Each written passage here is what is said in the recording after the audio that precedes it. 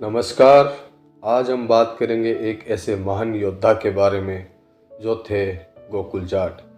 गोकुल जाट जिनसे कांपता था औरंगजेब। भारत के इतिहास में ऐसे ऐसे योद्धा हुए, यहाँ एक ऐसे महान योद्धा की कहानी है गोकुल जाट की। गोकुल जाट 17वीं शताब्दी में हुए थे, जब देश पर आधुनिक इतिहासकारों के अनुसार महान मुगल साम्राज्य स्थापित था। इस महान साम्राज्य की सच्चाई तो यह है कि दिल्ली के बादशाह मथुरा तक में भी शासन नहीं कर पा रहे थे। चलो आगे बढ़ते हैं। सन 1666 में मुगल बादशाह औरंगजेब के अत्याचारों से हिंदू जनता त्राही त्राही कर रही थी। हिंदू मंदिर तोड़े जा रहे थे, हिंदू स्त्रियों को इज्जत लूट कर उन्हें मुस्लिम बनाया जा रहा था। औरंगजेब और उनके सैनिक पागल हाथी की तरह हिंदू जनता को मसलते हुए आगे बढ़ते जा रहे थे।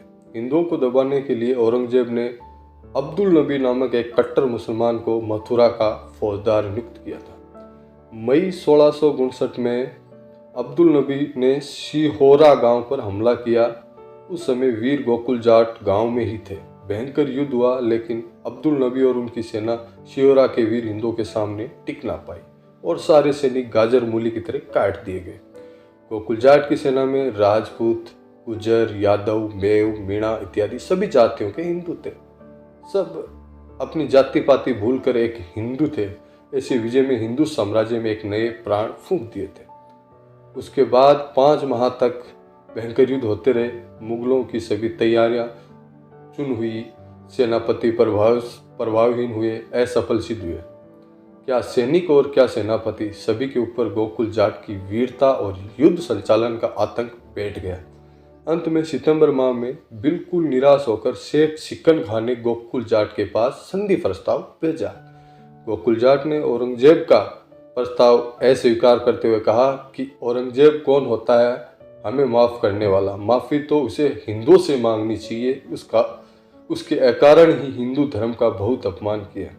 जब औरंगजेब 28 नवंबर 1659 को दिल्ली से चलकर खुद मथुरा आया और गोकुल जाट के लड़ने के लिए औरंगजेब ने मथुरा पर अपनी छावनी बनाई और अपने सेनापति होशियार खां को एक मजबूत एवं विशाल सेना के साथ युद्ध के लिए भेजा।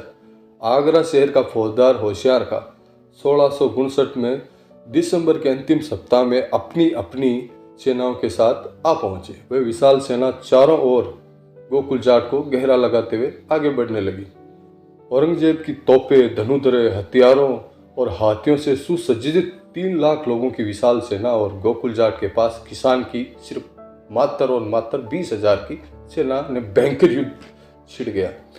4 दिन तक भयंकर युद्ध चलता रहा और गोकुल जाट की छोटी सी एवं नैतिक सेना अपने बेढंग और घरेलू हथियारों के बल पर ही मुगल सेना पर भारी पड़ रही थी। 4 दिन के युद्ध के बाद जब गोकुल जाट की सेना युद्ध जीतती हुई प्रतीत हो रही थी, तभी हसन अली खान के नेतृत्व में एक नई विशाल मुगलिया टुकड़ी आ गई और उस टुकड़ी के आते ही गोकुल जाट की सेना हारने लगी।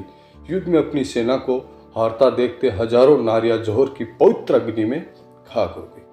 गोकुल जाट और उसके ताऊ उदयभान को 7,000 साथियों सहित बंदी बनाकर आगरा में औरंगजेब के सामने पेश किया गया। औरंगजेब ने कहा, जान की खैर चाहते हो तो इस्लाम कबूल कर लो, रसूल के बताए रास्ते पे चलो, बोलो क्या इरादा है, इस्लाम या मौत। हिंदुओं ने एक सुर में कहा, औरंगजेब अगर तेरे खुदा और तेरे रसूल मोहम्मद का यही रास्ता है तो जिस पर तू चल रहा है तो धिक्कार है तुझे, हम तेरे रास्ते पे नहीं चलना। इतना सुनते ही औरंगजेब के संकेत से गोकुल जाट के बलशाली भुजा पर जल्लाद का बर्छा चला। गोकुल जाट ने एक नज़र अपनी भुजावीन रक्तहीन कंधे पे डाली और फिर बड़े घमंड के साथ जल्लाद को देखा और कहा, दूसरा वार करो। दूसरा बच्चा चलते ही वहीं खड़ी जनता अचंभित होकर उठी और फिर गोकुल जाट के शरीर पर एक एक जोड़ काटे गए। गोकुल जाट का सिर जब कटकर धरती माता की गोद में गिरा तो मथुरा के केशवराव जी का मंदिर भी थरथरा गया था। यही हाल बाकी साथियों का भी किया गया। छोटे छोटे बच्चों को जबरन मुसलमान बना दिया गया। 1 जनवरी 1670 ईस्वी का दिन था। दुर्भाग्य की बात है कि भारत की उन वीरांगनाओं और सच्चे सपूतों का कोई उल्लेख नहीं किया गया। ये एक वीर योद्धा की कहानी। फिर मिलेंगे अगले वीडियो में किसी और वीर योद्धा की कहानी के साथ। जय माता जी की साथ।